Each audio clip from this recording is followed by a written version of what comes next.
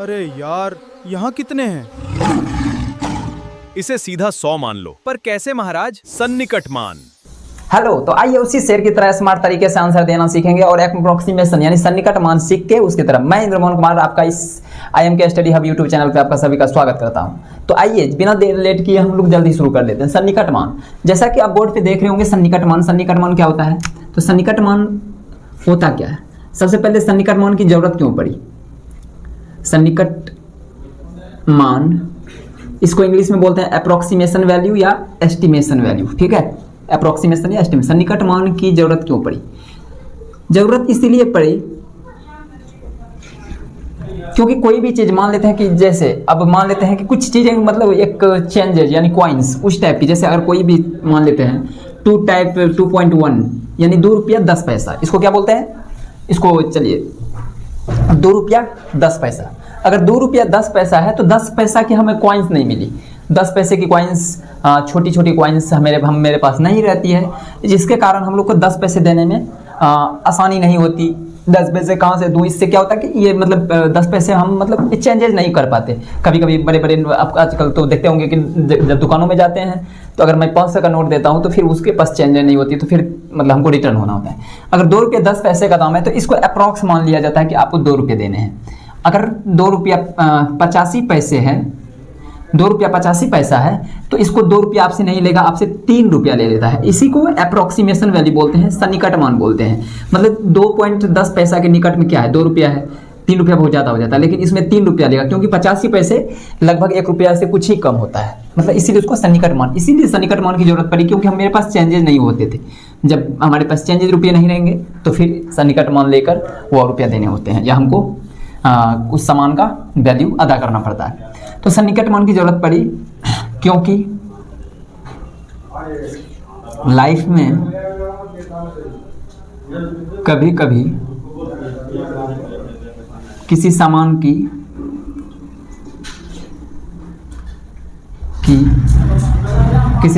क्योंकि लाइफ में कभी कभी किसी सामान की वैल्यू छोटे या खुदरे या हिंदी में बोल सकते हैं खुदरे रुपये ना होने के कारण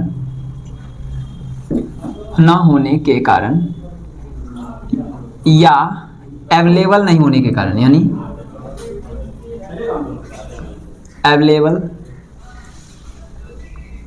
होने के कारण सन्निकट मान की जरूरत पड़ी।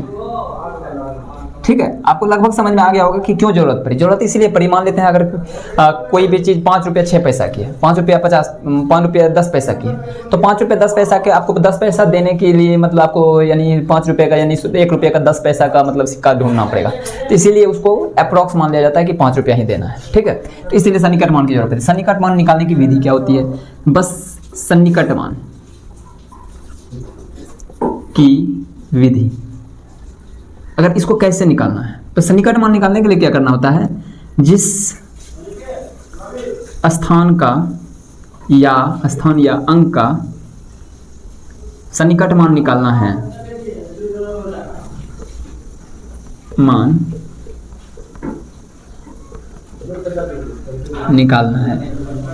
तो उसके बाईं नहीं लीजिए, दाईं और की संख्या पर निर्भर करेगा। मतलब किस पे निर्भर करेगा? मैं एग्जांपल से आपको समझाऊंगा। निर्भर करेगा, ठीक है?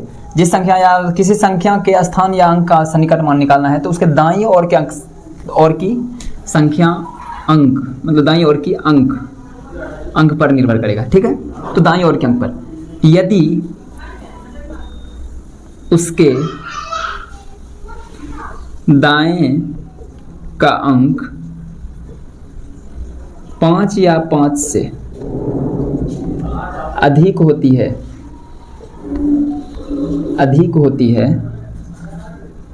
तो अगर 5 या 5 से अधिक होती है तो क्या करते हैं? तो 5 या 5 से अधिक होती है तो हम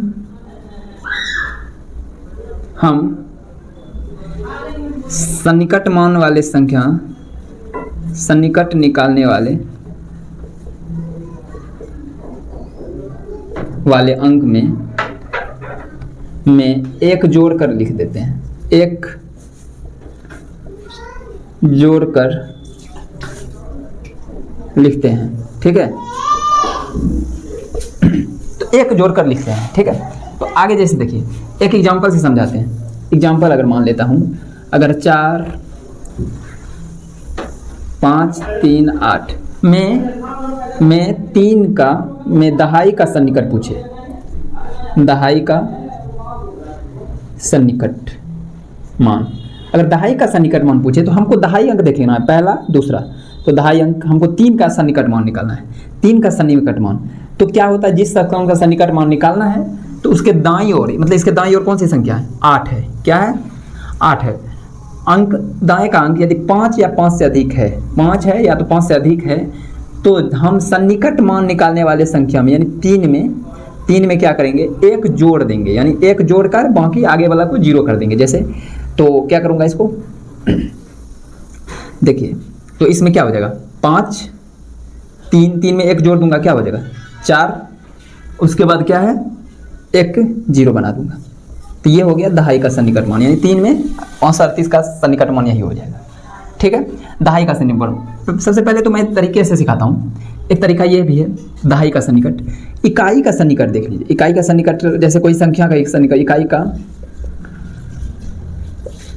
इकाई का सन्निकट क्या होगा, जैसे कोई पूछे 45 में 44 में 98 में, मान लेते 2 ही लीजिए, 44 98, ए लीजिए बी लीजिए। इसमें पूछा इकाई का सन्निकट यानी 5 है, इकाई अंक क्या है 5 है। तो 5 के आगे में कोई संख्या ही नहीं है, इसके दाईं ओर कोई संख्या नहीं है, कोई संख्या नहीं, तो इसका मतलब क्या हो जाएगा 5 ही हो जाएगा, यानी ये तो 4 ही रहेगा, ठीक है। इकाई का सन्निकट यही होता है। अगर इकाई का सन्निकट निकालने का कोई वैल्यू नहीं है, मतलब कोई मतलब ही नहीं बनता इसका, तो इसका भी 8 ही हो जाएगा, 98। तो दहाई का सन्निकट, दहाई में और कुछ देख लीजिए। दहाई का सन्निकट मान निकालना है किसका 538 का निकाल लिए ए नंबर में। अगर बी में मैं निकालता हूँ 643 में दहाई का सन्निकट। दहाई का सन्निकट अगर निकालना है तो क्या करूँगा, इसका अगला अंक देखूंगा। इसका अगला अंक क्या है, 5 या 5 से कम है, 5 या 5 से कम है, इससे 5 से ये कम है, 5 से कम है, यानी यहाँ पे लिख लूँगा, अलग करके लिखता हूँ। तो 3 क्या है 5 से कम है, 3 से 5 से कम है तो क्या होगा, इसमें अंक नहीं जुड़ेगा। अगर 5 या 5 से अधिक रहना चाहिए, 5 से कम है तो क्या होगा, तो 6 4 का 4 ही रहेगा, बाकी आगे 0 हो जाएगा। समझ रहे हैं। इसी तरह सैकड़ा का सन्निकट भी निकाल सकते हैं। सैकड़ा का निकालने के लिए अगर मान लेते हैं 4 5 6 3 में सैकड़ा सन्निकट, सैकड़ा है 5 में सैकड़ा का सन्निकट लिख लूँगा यहाँ पे, सैकड़ा का सन्निकट। सैकड़ा का सन्निकट निकालना है तो इसमें क्या करूँगा, सैकड़ा का सन्निकट, सैकड़ा का स्थान तो 5 है और इसके दाहिने ओर क्या है 6 है, यानी 5 से अधिक है। 6 क्या है 5 से अधिक है, 5 से अधिक है तो क्या होगा, इस सैकड़ा का स्थान में 1 जुड़ जाएगा, यानी 4 और ये 5 में 1 जुड़ के 6 हो जाएगा। अब बाकी सारे क्या हो जाते हैं 0 हो जाते हैं, लिखते हैं। और यहाँ पे लिख दीजिए, और दाहिने सभी 0 हो जाते हैं, 0 हो जाते हैं, ठीक। जिसका सन्निकट मान निकालना है उसको, जैसे यहाँ पे देखिए सारे क्या कर दिए, उसके बाद बाकी जितना था क्या कर दिए, उसको 0 कर दिए, ठीक। और किसी में मान लीजिए सन्निकट मान निकालना है 4 3 8 7 में सैकड़ा का सन्निकट निकालना है, तो सैकड़ा का सन्निकट 3 है, यहाँ पे क्या है 8 है। इसका एक अंक 8 जो है बड़ा है किससे, 5 से बड़ा है, या इसको 5 भी रखेंगे तो भी, एक तो हम बड़ा वाला देख लिए, इस चलो 5 रखते हैं, तो क्या होगा 5 के बराबर है, 5 के बराबर है, तो बराबर है तो फिर भी एक अंक जुड़ जाएगा। इसका क्या हो जाएगा, 3 में 1 4 जुड़ के लिखाएगा और दोनों को 0 बना देंगे, तो ये हो जाएगा इसका सन्निकट मान। जैसे सन्निकट मान अगर निकालना है तो इसका सन्निकट मान निकालने के लिए, सैकड़ा का सन्निकट मान निकालने के लिए लिखना कैसे है, इसको लिखा कैसे जाता है। अगर मान लेता हूँ 4 3 5 7 में सैकड़ा का सन्निकट निकालने के लिए, सैकड़ा का सन्निकट निकालने के लिए ऐसे लिखते हैं, इस वाला साइन को, और बाकी क्या कहते हैं ये कर देते हैं। और ये सन्निकट मान जो है इसको लिखा जाता है sign of approximation, sign of approximation का साइन है वो, ठीक है। तो ये देख लीजिए, इसी तरह सैकड़ा हो गया, हजार हो गया, 10,000 हो गया। मान लेते हैं कोई 10,000 का सन्निकट, जैसे 5, 7, 6, 3, 2 में 10,000 का सन्निकट का, अगर 10,000 का सन्निकट निकालना है तो क्या होगा कि 10,000 देखेंगे, इकाई, दहाई, सैकड़ा, हजार, 10,000। 10,000 पे कौन सा है? 5। 5 के अगला अंक क्या है? 7। 7 है ना। 7 किससे बड़ा है? 5 से बड़ा है। तो 5 से अगर बड़ा है तो ऐसा नहीं कि इस 5 से बड़ा है, मतलब 5 से बड़ा होना चाहिए। तो क्या हो जाएगा, ये इसमें एक अंक जोड़ के लिखेगा, यानी 6 हो जाएगा, और बाकी सारे क्या हो जाएंगे? 0 हो जाएंगे। देखें, ये होता है, ठीक है। लगभग आपको सन्निकट मान समझ में आ गया होगा। अगर एक मतलब दशमलव संख्या का सन्निकट देखते हैं, दशमलव का सन्निकट, दशमलव का भी सन्निकट वही होता है, ठीक। उसी तरह मान निकालना है। अगर 4.38 है, 4.38 है, तो अगर पूछेगा कि मतलब इसका सन्निकट मान क्या होगा, इसका सन्निकट क्या होगा, तो 4.38 को मतलब 4 के मतलब पूर्णांक में ही निकालना है। सन्निकट हमेशा दशमलव का पूर्णांक में ज़्यादातर निकाला जाता है। अगर ज़्यादा पूछ दे कि इसमें दशांश का सन्निकट निकालना है तो इसमें 4 कर देना है, एक 0 बना देंगे, ठीक है। मतलब इसमें भी जैसे बोले, इसमें दशांश का मतलब इसमें लिख देते हैं, में दशांश का सन्निकट। अब इसमें देखिए दशांश शतांश होता है, आपको पता होगा। दशांश का सन्निकट निकालने के लिए 3 है, दशांश 3 हो गया, शतांश में क्या है, इसके दाहिने अंक क्या है? 8 है। 8 है यानी 5 से बड़ा है, तो इसमें एक जुड़ जाएगा, यानी 4.40 हो जाएगा, ठीक है। ये हो गया दशांश का सन्निकट। इसी तरह अगर इसको मतलब अंक का मतलब पूर्णांक का सन्निकट इसमें पूछेगा तो 4.3 है, 3 तो जुड़ेगा नहीं, तो क्या हो जाएगा? 4.00, यानी अप्रॉक्स बराबर 4 रुपया। ये सन्निकट हो जाता है, मतलब दशांश का सन्निकट, शतांश का सन्निकट, कोई भी हो, बट हमको आगे का अंक देख लेना, बाकी इसी तरह बना देना, ठीक है। हमें लगता है कि अब सन्निकट मान आपको निकालने की मतलब आसानी से आप निकाल सकते हैं। अगर मान लेते हैं कोई पूछ ले 99 है, जैसे अभी शेर बताया था, उसमें आपको शेर बताया था कि 99, अगर मतलब भालू सोच रहा था कि 95 है, मान लेते 95 है, 95 है, तो 95 है, तो भालू कहेगा इसको क्या मानूं मैं, 95 रुपये मेरे पास है नहीं है, 95। तो शेर आके क्या बोला था, इसको अरे यार 100 मान लो। क्यों? क्योंकि दहाई का सन्निकट 9 है, इधर 5 है, यानी 95 और 100 के बीच में है, 90 और 100 के बीच में, तो बड़ी संख्या लिया जाता है।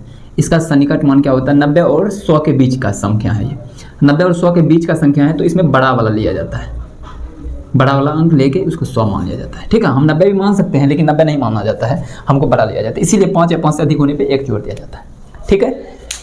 तो कैसा लगा ये वीडियो, फीडबैक जरूर दें और कमेंट जरूर करें। बाकी इसी तरह इस नवोदय का ये 5वां चैप्टर है, शायद ये 5th चैप्टर है, 5th चैप्टर है। तो इसका सारे सवाल आप सॉल्व करेंगे, अब आसानी से सॉल्व हो जाएगी, कोई दिक्कत नहीं होगी, ठीक है। फिर आज के लिए इतना ही, धन्यवाद।